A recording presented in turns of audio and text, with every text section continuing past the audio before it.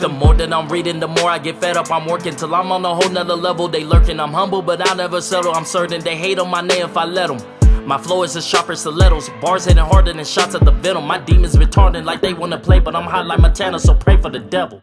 It's me, SimbaTv. Bang! What is good, YouTube fam? It's your boy Simba coming back here again with another reaction video for you guys today. For today's reaction video, we got Avatar: The Last Airbender facts you should know. Now, I love videos like this. You guys been really enjoying them as well, so I can't wait to jump up in. If you guys are not yet subscribed, go ahead and hit that subscribe button down below. Become part of notification. Gang. We're bringing new videos to you every single day, so without further ado, let's jump up in it.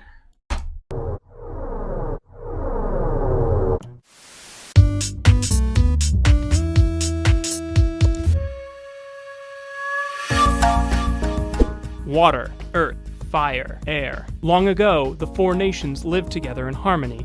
Then everything changed when M. Night Shyamalan attacked. My name is Tim, and here today on Channel Frederator, we're going to forget that the live-action movie ever happened, Please. and instead count down 107 facts about the cartoon Avatar: The Last Airbender. Let's get started. Number 1. Co-creator Michael DiMartino left Family Guy to work on Avatar: The Last Airbender. If you ask me, he traded up. Who the hell cares? Number 2. The 4 Chinese characters shown on the title screen translate to the divine medium who had descended upon the mortal world. In other words, it's a rough translation of what an avatar is. Number 3. Zutara shippers may want to check out American Dragon Jake Long. Katara's voice actress Mae Whitman played Rose, the love interest of the titular character. I knew she sounded so familiar.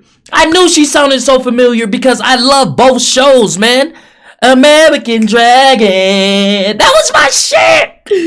Jake, played by none other than Zuko's voice actor, Dante Bosco. Even in that show, the two are on opposing sides. Number 4. In some Avatar: The Last Airbender comics, Katara's name is misspelled as Takara.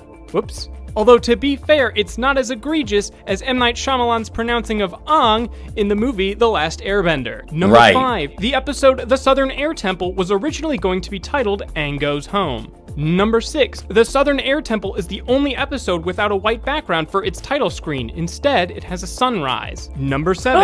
Sokka's name comes from the Japanese phrase Sokka, which means something along the lines of I see or is that so? It ties to Sokka's intellectual capabilities and his use of logic and understanding, which is odd because I've always felt like he has a limited use of logic and understanding. He's creative though, that's the whole point of the Swordmaster episode. Number 8. Sokka is seen using both of his hands to write, attack, and draw, even switching them mid-activity at times. Number 9. There were no plans for the Cabbage Man to be a recurring character, but the writers found him to be hilarious and he was a hit with the fans, so it became a running gag. The Cabbage Man eventually went on to found Cabbage Corp, which may or may not have been responsible for the Cabbage Patch doll fad of the 1980s. Number 10. It's hard to imagine Team Avatar without Zuko, but it was a real possibility. Our favorite firebender was one of the last characters to be added to the show. The Fire Lord himself was going to be the focal antagonist, but writers soon realized that they couldn't do much with him from his throne, so they added Zuko. Not to be confused with Danny Zuko, although he would make a good villain as well. Maybe there's 2 of us, right? Number 11. A melody plays during the opening shot of each episode when the episode's number and title are displayed. This tune is unique for each episode and is usually pulled from something significant to the episode. In The Painted Lady, a portion of The Painted Lady's theme is played. In The Firebending Masters, a slower version of the Sun Warriors chant is being played. And for the first and final episodes of the series, versions of the Avatar theme are played. Number 12. Airbending is based on the Chinese martial art Bagao Zhang. Number 13. Waterbending is based on the Chinese martial art Tai Chi. Number 14. Earthbending is based on the Hung Gar style of Kung Fu. Number 15. Firebending is based on the Northern Shaolin Kung Fu. Number 16. Though earthbending is based on Hung Gar, Toph, who was taught by badger moles, has her own style based on the Southern Praying Mantis style of Kung Fu. This is appropriate because Toph often looks like she'd be willing to bite your head off. Also, why do badger moles know Praying Mantis Kung Fu? Number 17. Iroh isn't just Zuko's uncle, he's also his mentor. Well, he wasn't always going to be both. Originally, Iroh was just going to be Zuko's firebending mentor. Number 18. In the early stages of development, the show was going to take place thousands of years in the future. Number 19. Almost all of the show's animals animals are hybrid creatures. Appa the flying bison is half bison, half manatee. Momo the winged lemur is half bat, half lemur. I wonder if there's any like really delicious combos, like half pig and half beef. Number 20, Mako, Uncle Iroh's original voice actor, sadly passed away before completing his recordings for the last 7 episodes of Season 2. Staff had to rush and recast the part, which temporarily halted production of Season 3. Number 21, for the first half of Season 3, Iroh only made 2 appearances, both silent. Greg Baldwin, Mako's understudy and longtime student, took over the role from there. Number 22, in the show's opening, 5 silhouetted figures demonstrate bending. The waterbender is Master Pakku, the earthbender is Sud, the firebender is Azula, and the avatar is Roku. The airbender is the only one of the 5 who never corresponded with a character appearing in the series or in supplementary materials. Number 23, Aang's good friend Bumi the Earth King's name is most fitting. In Malay, Indonesian, as well as several Indian languages, Bumi means Earth. Number 24, in the show's unaired pilot, Katara's name was Kia. This was changed before the series' start when Nickelodeon's legal department discovered that there was an existing video game character named Kia. The name Kana was then considered, but later became the name of Katara and Sokka's grandmother. Kia became the name of Katara and Sokka's mother. The legal departments are really cautious. I mean, what? If one person has a name, you can't use it? Tim is useless forever because it is my name. Number 25, Admiral Zhao was inspired by William Tavington, a character from the 2000 film The Patriot. Number 26, the show's casting director, Marianne Dacey, was asked to find someone similar to Tavington and managed to get Jason Isaacs, the actor who portrayed him. Number 27, each episode from the start of the script writing to being ready to air took around 9 months. That's a long time, man. That is so long. But I'm happy that they took their time because Avatar is one of the best shows ever. Ever. I don't care what nobody say. That show is so iconic. Ooh, I love that show, man. Afterwards, a human child could be conceived and born in the time it takes to make an episode. Number 28, Darth Vader may be Luke's father, but Luke is Zuko's. Fire Lord Ozai is played by Mark Hamill, best known for his roles as Star Wars' Luke Skywalker and Batman's Joker. And Fire Lord Ozai bends lightning, so in the end, Luke did get his dark side lightning powers. Number 29, only 5 characters in the series have had their exact ages revealed. Aang is 112, but really just 12 if you subtract his ice block years. Zuko and Yue are both 16, Toph is 12, and Tom Tom is 2. For those of you who forgot, Tom Tom is Mai's younger brother. Number 30, it's mentioned that Mai is 15 years older than her sibling, so if we do the math, she's 17. Number 31, the calligraphy on the top and bottom of the map shown during Avatar's intro sequence form a rhyming couplet in Chinese. Translated, it means powers are divided into 4, the world is guided by 1. Number 32, depending on how you pronounce it, Yue's name can be the Chinese word for moon. Number 33, Suki's name also means moon, but in Japanese. Sounds like Sokka's got a thing for girls who are out of this world. Number 34, Aang, Katara, and Sokka appear in every episode of the show except for Zuko alone, which makes sense because Zuko can't be alone if the whole gang is there. Zuko just needs a me day. Treat yourself. Number 35, Momo comes in second for most appearances at 56 episodes, then Appa with 54, Zuko with 48, Iroh with 39, and Toph with 36. Number 36, a traditional firebending duel is called an Agni Kai. Agni is a Sanskrit word for fire, as well as the name of a Hindu fire deity. Kai translates from Japanese to meeting or together. Number 37, we all know that Toph is a standout gal, but did you notice that she and her family are the only characters with last names?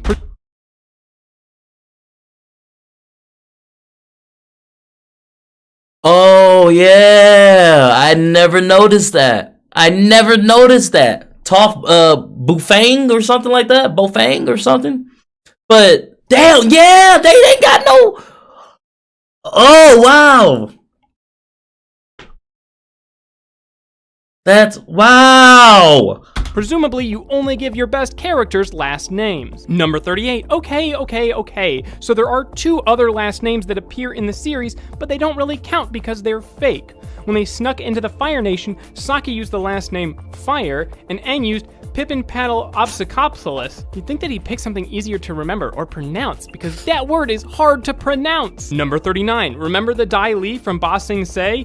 In Chinese, Dai Li means to act on behalf of someone in a responsible position, or to act as an agent or proxy. Number 40, Lake Laogai is the headquarters of the Dai Li. In Chinese, Laogai is short for Laodong Gai Zhao, which means reform through labor. It references Chinese political prison camps which were frequently used in the 1960s to incarcerate counter-revolutionaries and other political criminals, where prisoners were forced to take part in labor and are often brainwashed. Number 41, Toph Beifong was originally going to be a male. Number 42, it was confirmed by creators Brian Konietzko and Michael DiMartino that Sood's design was a prototype for Toph. Number 43, the show used the same music for its credits throughout all its episodes except for one. The series finale, Sozin's Comet Part 4, Avatar Aang, used a more heroic tune. Number 44, the word avatar is derived from a Sanskrit word that literally means those who descend. Number 45, Zuko's great-grandfather on his mother's side is Avatar Roku, who via reincarnation is Aang. By the transitive property, does that make Aang Zuko's great-grandfather? Number 46, Earthbenders learned from badger moles, Airbenders learned from sky bison, Firebenders learned from dragons, and Waterbenders learned from the moon? One of these things is not like the other. Although if you want to expand it out to the Legend of Korra, perhaps they all learned it from turtles, because that's what Avatar 1 did. Number 47, the calligraphy on the four corners of the Avatar world's map each represent one of the nations. Each corner's box has a circle with two characters. The one on the left is just the element of that particular nation, but combined with the character on the right, they take on new meanings. Water becomes virtue, earth becomes strong, fire becomes fierce, and air becomes peaceful. Also, earth, wind, and fire come together to form one of the best bands of the 20th century. Number 48, there has been a great deal of debate on whether or not Avatar: The Last Airbender is an anime. Many fans in the United States say that because it doesn't originate in Japan, it can't be anime. On the other hand, many fans in Japan say that whether or not something is an anime is based in style, not nationality. Exactly. What do you guys think? Be sure to leave a flame war below in the comments. Number 49. Despite its ties with anime, Avatar: The Last Airbender was never released in Japan. The first season was dubbed and advertised in the country, but never officially released due to network failure. Sadly, airbending does not translate to airwave bending. Number 50. In the episode Zuko Alone, Zuko almost attacks a man cooking by a fire to steal his food, but refrains when he sees the man is taking the food to his pregnant wife. The man and his wife are both seen again when Aang and the gang come across them in the episode The Serpent's Pass. Number 50. I did not notice that. I love continuity like that as well. Like I love that when everything just goes with each other. But I didn't realize that. Wow. Come on, man. I ain't paying attention. Simba ain't paying attention, y'all. 51. Aang's mentor and guardian, Monk Gyatso, is named after the current Dalai Lama, whose full name is Tenzin Gyatso. You may recognize the first portion of his name from The Legend of Korra, where Aang's son is named Tenzin. Number 52. Ran and Shaw are the two ancient dragons who help Zuko regain his firebending. Ran means burn or ignite in Chinese, and Shaw means burn or blaze. When the Chinese characters for their names are combined, they spell out combustion, flaming, or kindle. Number 53. When written out in Chinese characters, Aang's name means peaceful soaring. Number 54. Michael DiMartino and Brian Konietzko have said that they feel that Katara is the deuteragonist of the series. His dudeness or deuter or... Number 55. In a scrapped storyline, Azula was going to have an arranged marriage in Book 3. What? Number 56. You do not want to have Appa sit on you. The flying bison weighs 10 tons. That's 20,000 pounds. Number 57. In early designs, Appa had spiral horns. They were removed because they were too difficult to animate by hand. Number 58. In Avatar Extras, it's revealed that Momo was originally going to be the reincarnation of Monk Gyatso. Number 59. Avatar Extras also stated that Appa has a double chin. That's not nice. They were way nicer to Momo. Number 60. Early on, Appa was going to be a polar bear dog. The concept was scrapped, but was later used in The Legend of Korra for Korra's companion, Naga. Number 61. Co-creator Brian Konietzko has said that Momo is his favorite character to draw and that many of the creature poses, mannerisms, and body language stem from memories of his childhood cat, Buddy. Oh, that's cute. During the series' early development, Momo was going to be a Cyclops robot monkey who had survived the destruction of a lost civilization more than 1,000 years before. He had arrows and a staff to match Aang's and was going to be named Momo 3. Number 63. Grey Delisle, Azula's voice actress, also played Ta Min, Avatar Roku's wife. Number 64. The writing on the top left of Lu Ten's portrait roughly translates to General Iroh, see you after we win the war. Your loyal son, Lu Ten. Number 65. Uncle Iroh is one of the most kind and soft-hearted characters in the series, I love him. He was originally going to be strict, similar to how he was portrayed in Zuko Alone. Number 66. The show's creators initially planned on having an episode dealing with Iroh's past, but it was scrapped. They should have, man. That would have been perfect because we all wanted to know a little bit more about Iroh. I mean, his story, from what we hear throughout the series, sounds like a whole series within itself. A great general. You know, one of the best firebenders to ever walk the earth. A mean man, a very dark, mean man turned great, turned good. Lost his son, came home, and wanted to just be good. Wanted peace. And drink his tea. I would have loved that. Oh, I would have loved that. Number 67. The actors from the Ember Island players didn't quite match up with who they were portraying, but maybe Zuko's theater counterpart was closer to him than you'd think. Actor Zuko was actually voiced by Zuko's voice actor Dante Bosco's older brother. Number 68. In the show's unaired pilot, Aang was voiced by Mitchell Musso, best known for playing Oliver on Hannah Montana. And as we discussed a couple weeks ago, he also played Jeremy in Phineas and Ferb. Number 69. Everyone's familiar with the infamous foaming mouth guy, but can you imagine him sans foam? He was initially just going to faint in this scene, but a creative contribution by animator Ki Hyun Ryu made the moment and the foam. Number 70. Brian Konietzko and Michael DiMartino joked that Suki had once dated foaming mouth guy, a feat she wasn't proud of. Number 71. Suki wasn't going to appear again after The Warriors of Kyoshi, but she was so popular among fans and staff that she showed up in books 2 and 3, becoming an official member of Team Avatar. Number 72. Momo means peach in Japanese, fitting because Momo stole a peach from Sokka shortly after joining the group. Number 73. Sokka and Katara were created at the same time. Brian Konietzko and Michael DiMartino liked the idea of a sibling rivalry, having sisters of their own. I have a sister too, and I love her very much, but the things I don't cherish fondly are sibling rivalry. Number 74. Sokka was going to be 13, but was aged up at the suggestion of Eric Coleman. Number 75. Similarly, Katara was going to be 12 before she was aged up. Number 76. LEGO released a Sokka minifigure in one of their sets. The description of the product on the company's official site